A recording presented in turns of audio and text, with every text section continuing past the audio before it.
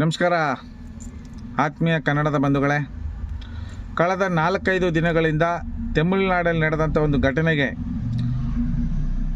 ಜನಸಾಮಾನ್ಯರು ಸಾಮಾಜಿಕ ಜಾಲತಾಣದ ಮುಖಾಂತರ ಮಾಧ್ಯಮಗಳ ಮುಖಾಂತರ ನೋಡಿದಂಥ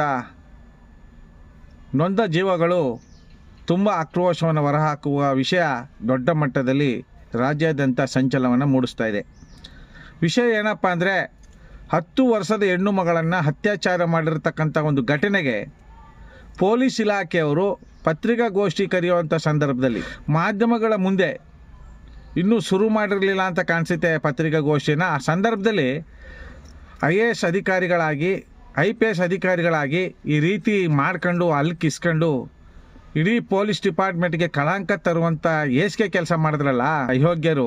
ಇವ್ರ ಮನೆ ಹಾಳಾಗಿ ಇವ್ರ ಮನೆ ಕುಟ್ಟೋಗ ಇವ್ರ ಮನೆ ದೀಪ ತುಂಬುವಾಗ ಇಂಥ ಅವಿವೇಕಿ ಅಧಿಕಾರಿಗಳಿಂದ, ಇಂಥ ಮನೆ ಹಾಳು ಅಧಿಕಾರಿಗಳಿಂದ, ಸಿಲ್ಲಿಲಲ್ಲಿ ಅಧಿಕಾರಿಗಳಿಂದ ದಕ್ಷ ಪ್ರಾಮಾಣಿಕ ಅಧಿಕಾರಿಗಳಿಗೆ ನುಂಗಲಾರದ ತುತ್ತಾಗಿ ಪರಿಣಮಿಸ್ತಾ ಇದೆ. ಇಂಥ ಅಧಿಕಾರಿಗಳನ್ನ ನಮ್ಮ ನಾಡಲ್ಲಿ ಇರೋಕ್ಕೆ ಯೋಗ್ಯರಲ್ಲ, ನಮ್ಮ ದೇಶದಲ್ಲಿ ಇರೋಕ್ಕೆ ಯೋಗ್ಯರಲ್ಲ.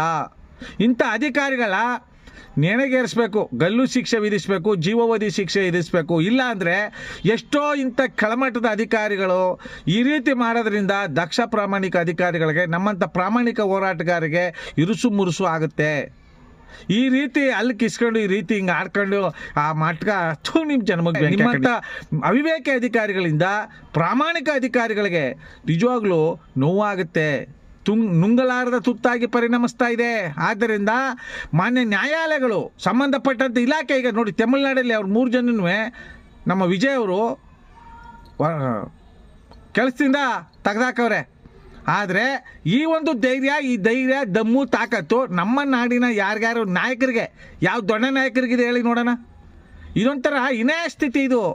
ಇವೆಲ್ಲ ನೋಡಬಾರ್ದಂಥ ಘಟನೆಗಳು. ಇಂಥ ಘಟನೆಗಳು ಮರುಕಳಿಸಬಾರ್ದು ಅಂದರೆ ಇಂಥ ಅವಿವೇಕಿ ಅಧಿಕಾರಿಗಳಿಗೆ, ಇಂಥ ಅಣಬಾಕ ಅಧಿಕಾರಿಗಳಿಗೆ, ಇಂತಹ ಬೇಜವಾಬ್ದಾರಿ ಅಧಿಕಾರಿಗಳಿಗೆ ತಕ್ಕ ಶಿಕ್ಷೆಯನ್ನು ನ್ಯಾಯಾಲಯದ ಮೂಲಕ ವಿಧಿಸಬೇಕು ಅಂತ ನಮ್ಮ ಮೈಸೂರು ದೇವಂತ ಕನ್ನಡಿಗರ ಬಳಗದಿಂದ ಇಂಥ ಘಟನೆಯನ್ನು ಉಗ್ರವಾಗಿ ಖಂಡಿಸಿ ನಮ್ಮ ಆಕ್ರೋಶವನ್ನು ಹೊರಹಾಕ್ತಾ ಇದ್ದೇವೆ. ನಮಸ್ಕಾರ, ಧನ್ಯವಾದಗಳು.